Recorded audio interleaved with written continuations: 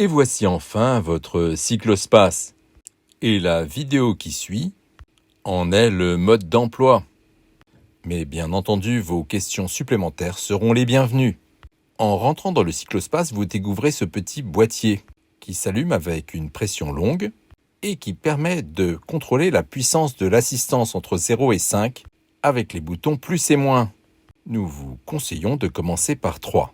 Sous ce boîtier, une prise USB vous permettra de recharger par exemple votre téléphone. Sur la droite, il y a un premier bouton en haut qui permet de démarrer l'éclairage général et un second qui permet d'allumer spécifiquement les phares. Pour les clignotants, c'est très simple. Vers le haut, c'est vers la droite et vers le bas, c'est vers la gauche. Et voilà ce que ça donne à l'arrière.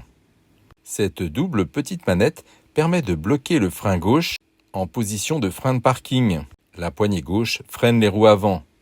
Et si jamais ça ne suffisait pas, il y a également un frein de parking sur les roues arrière que l'on maîtrise avec ce petit bouton gris. Sans surprise, voici les rétroviseurs qui sont facilement réglables. Mais passons à présent à l'ouverture du coffre qui se fait avec ces deux lanières en caoutchouc et un coffre qui découvre l'espace qui peut être utilisé comme rangement ainsi que le logement de la batterie. Cette batterie peut être connectée au panneau solaire avec ce petit connecteur pour un rechargement en plein soleil complètement gratuit. Dans le sac à dos qui est à l'arrière, vous trouverez le trousseau de clés. La première clé permet de déverrouiller la batterie, notamment si vous avez besoin de l'emmener chez vous pour la recharger par exemple. La première fois, c'est pas très facile, mais on trouve vite le mouvement. On la débloque en tirant sur l'arrière. La seconde clé est celle du cadenas qui vous permet d'immobiliser le véhicule. Sur chaque poignée droite, vous trouverez les changements de vitesse qui sont indépendants pour chaque pédaleur. Chacun à son rythme. De même, vous pouvez régler la position des sièges grâce à cette petite manette rouge qui se serre et se desserre. Et une fois desserrée, permet de faire glisser les sièges sur les barres centrales. Ensuite, on resserre un bon coup.